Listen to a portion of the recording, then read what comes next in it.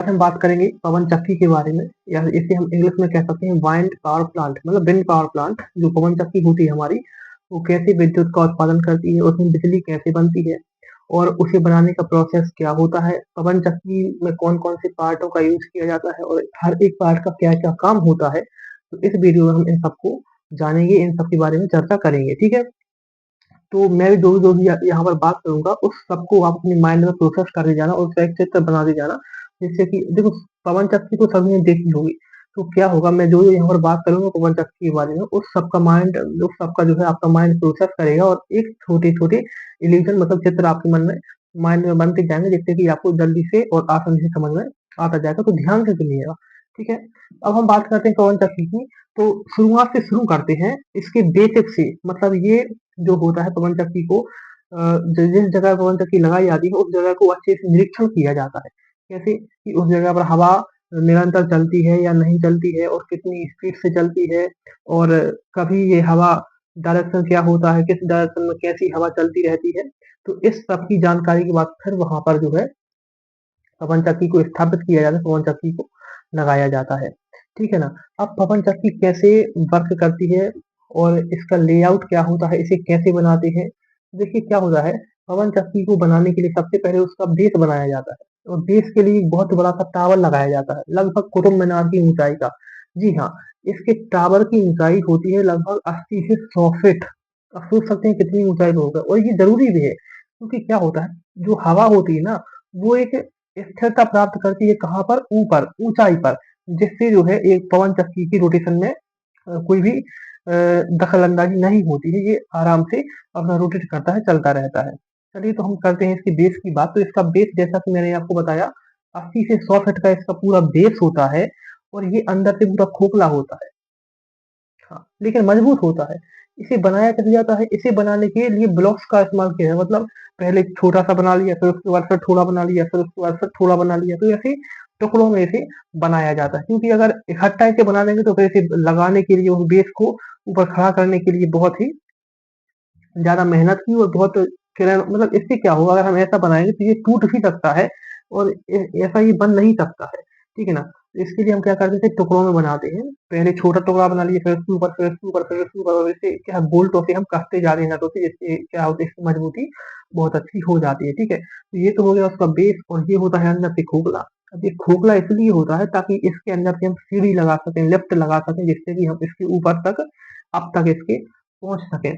और इसी के अंदर से जो है ऊपर, अब जो हम भी मशीन मशीन लगाएंगे, उनके जो केबल होंगी, तार होंगे, उन्हें को हमें इसके अंदर से लेकर आते हैं, जिससे कि ये सुरक्षित रहते हैं, ठीक है ना। ये तो हो गया आपका बेस। अब बेस के ऊपर लगा हुआ होता है एक नेकल्स। नेकल्स मीन्स एक पूरी बॉडी लगी होती है शेप, जिसके अंदर क्या, आपकी brake system, alternator, gear box, ये सब चीजें जो है इसके अंदर लगाई जाती है।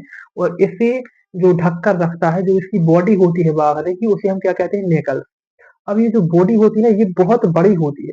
हाँ, इस मतलब बहुत बड़ी, मतलब जैसे आपका जो हो गया 3 BHK जो फ्लैट होता है ना, वो कितनी साइज का होता है, वो कितना बड़ा होता है, तो उसी की साइज का लगभग 3 या 4 कमरों के बराबर इसका नेकल्स होता है। नेकल्स मतलब वो बॉडी होती है जिसके अंदर आपका अल्टरनेटर, गियर बॉक्स और जो है ब्रेक सिस्टम जो है लगा हुआ होता है, ठीक है ना। तो देखो, अब ये तो हो गया आपका नेकल्स। अब नेकल्स के सामने, मतलब नेकल्स के आगे की ओर क्या लगा हुआ होता है, नेकल्स के आगे को लगा हुआ होता है एक बेरिंग, और बेरिंग से जुड़ा हुआ होता है इसका हब। अब ये हब क्या होता है, तो हब वो होता है जिसमें बाइंड लगाई जाती है, मतलब उसके पंख लगाए जाते हैं। जैसे ये मान के चलो, ये है आपका नेकल्स, और ये बीच में आ गया बेरिंग, और बेरिंग के बाद ये हो गया आपका हब। अब हब में 3 खांचे होते हैं, जिससे कि इसमें 3 वाइंड, मतलब 3 पंखे लगाया, तो एक पंखा यहाँ, एक पंखा यहाँ और एक पंखा यहाँ, ठीक है। तो हब में 3 पंखे लगा दिए और फिर इस पंखों को हब के साथ जोड़ दिया क्या, बेरिंग में, और बेरिंग को जोड़ दिया किसके साथ, नेकल्स के साथ। तो ये आपका बेसिक लेआउट तैयार हो गया। लेकिन एक चीज और रह गई, अब जो आपका नेकल्स होता है ना, ये नेकल्स और टावर, इन दोनों के बीच में भी एक चीज लगी हुई होती है, उसे कहते हैं हम यॉ, YAW, यॉ।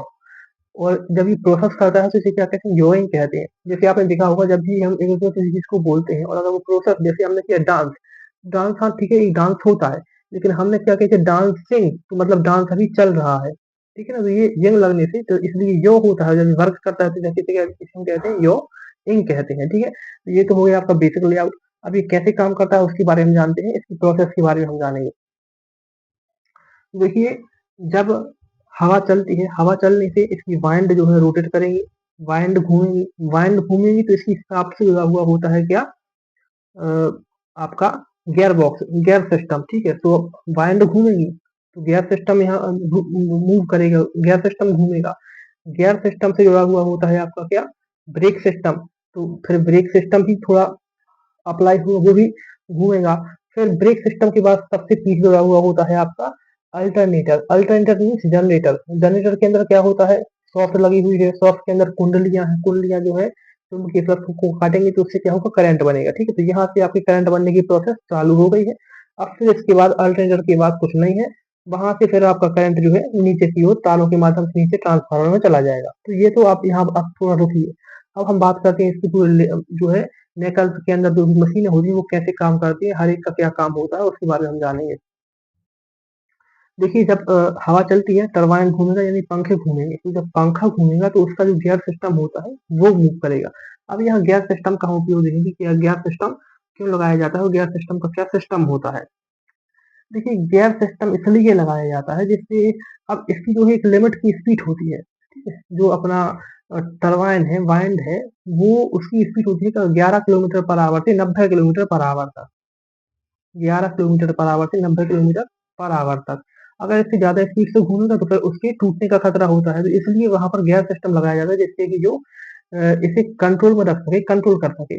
अब इसे आप समझिए जैसे आपका वो साइकिल है, ठीक है ना? अब साइकिल क्या करती है, जैसे अगर आप साइकिल का पेडल लगाएँगे तो एक पेडल लगाएँगे तो पीछे का चक्का कम से कम 10 से 20 चक्कर घूम जाता है, 10 से 20 चक्कर लगाता है। तो इसी प्रकार ये होता है। जैसे वाइंड जो है अगर कम हवा चल रही है, धीरे-धीरे जब मूव कर रहे हैं, तो वाइंड का 1 चक्कर लगेगा, लेकिन गियर सिस्टम की मदद से अंदर अल्टरनेटर में मतलब जनरेटर के ये 100 चक्कर लगा देगा। वहाँ 1 चक्कर, यहाँ इसके 100 चक्कर। और ब्रेक सिस्टम इसलिए होता है जैसे हवा बहुत तेज चल रही है और इसकी स्पीड ही मिनिमम 80 किलोमीटर पर आवर है, लेकिन हवा चल रही है 100 kilometre per hour, 120 kilometre per hour. तो गियर सिस्टम क्या करता है, उसी स्पीड को कंट्रोल करता है। मतलब बाहर जो टरबाइन है, वाइंड है, वो कितना ही घूमती रहे, लेकिन अंदर जो है जो अल्टरनेटर है, जनरेटर है, वो उतना ही घूमेगा जितनी हमें ज़रूरत होगी। ठीक है, तो ये हो गया इसके काम। और अल्टरनेटर के काम आपको बता दिए, ये क्या करता है, बिजली बनाता है। अब यहाँ से बिजली बन गई। बिजली बनने के बाद जो हमारे टावर के अंदर से वायर आए हैं, केबल आई है, उनकी सहायता से करंट को नीचे पहुंचाएंगे। और नीचे लगा हुआ होता है एक आपका ट्रांसफार्मर। तो ट्रांसफार्मर में बिजली जाएगी, फिर वहां से सब स्टेशन में जाएगी, फिर सब स्टेशन से वहां पे जहां भी जरूरत होगी वहां डिस्ट्रीब्यूट कर दी जाएगी बिजली। ठीक है, तो ये तो हो गया आपका बिजली कैसे बनती है। अब बात आती है अगर हवा का डायरेक्शन बदल गया तो पवन चक्की तो स्थिर हो गई ना। अब अगर हवा का डायरेक्शन ईस्ट से नॉर्थ हो गया या फिर नॉर्थ से वेस्ट हो गया, ऐसा कुछ भी हो सकता है। तो इसके लिए हम क्या करते हैं, जो कि मैंने आपको बताया था, यो लगा हुआ होता है किसके, नेकल्स और टावर के बीच में एक यो लगा हुआ होता है, मतलब योइंग, उसे हम कहते हैं, योइंग लगा हुआ होता है। तो वो क्या करता है, जिस भी दिशा, और हाँ एक चीज और होती है, जो नेकल्स होता है, नेकल्स के सबसे पीछे लगा हुआ होता है एनोमोमीटर। क्या, एनोमोमीटर। वो क्या करता है, वो देखता है कि हवा किस साइड जा रही है, वो हवा को डिटेक्ट करता है। जिस साइड हवा होगी तो वो वहां से जो है इसे ऑर्डर देगा, किसे, वो ऑर्डर देगा, जो एनोमीटर होता है वो ऑर्डर देगा योएंग को, जो नीचे यहाँ योएंग लगा हुआ होता है। टावर के बीच में है यो। तो यो क्या करता है, अपने ऊपर के भाग को यानी नेकल समेत पूरे वाइंड को उस साइड, जिस साइड हवा चल रही होती है उस साइड रिमूव कर देता है। ठीक है, तो ये होता है योएंग का काम। तो जी हाँ, अब यहाँ से हमने बिजली बना ली थी, बिजली ट्रांसफार्मर, ट्रांसफार्मर से सब स्टेशन में, सब स्टेशन से यहाँ डिस्ट्रीब्यूट कर दी गई बिजली। तो ये तो हो गया पूरा बिजली का काम, कि जो अपना वाइंड पावर प्लांट होता है वो बिजली कैसे बनाता है। और ये इतना ही होता है, लगभग एक जगह पर 100 से 200 वाइंड पावर जो है पवन चक्की लगा दी जाती है, जिससे कि बिजली ज्यादा मात्रा में उत्पन्न हो।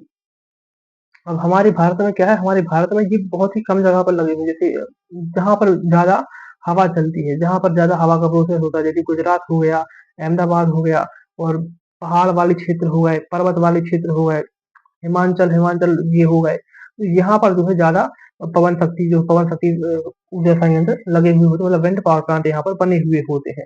और सबसे ज्यादा विश्व में सबसे ज्यादा जो विद्युत इसका है ऊर्जा, विश्व में सबसे ज्यादा विद्युत ऊर्जा मतलब पवन शक्ति की ऊर्जा, ये जिस देश में होती है उस देश का नाम है चीन। जी हाँ, चीन में सबसे ज्यादा हवा की मदद से बिजली बनाई जाती है और हमारे देश में सबसे ज़्यादा बनती है कहाँ? गुजरात में, ठीक है? तो ये तो हो गया वाइंड पावर प्लांट के बारे में एक छोटी-सी जानकारी मतलब बेसिक ऊपर-ऊपर से। अब इसके बारे में अगर हम अलग से डीप में बात करेंगे कि ये बनाया कैसे जाता है, किस मटेरियल से बनता है और इसे बनाने का प्रोसेस क्या होता है, किस फैक्ट्री में ये फैक्ट्री कहाँ लगी हुई होती है, इनके बारे में हम अलग से एक वीडियो बना लेंगे और उस वीडियो के बारे में आपको बताएँगे ये सब जानकारी।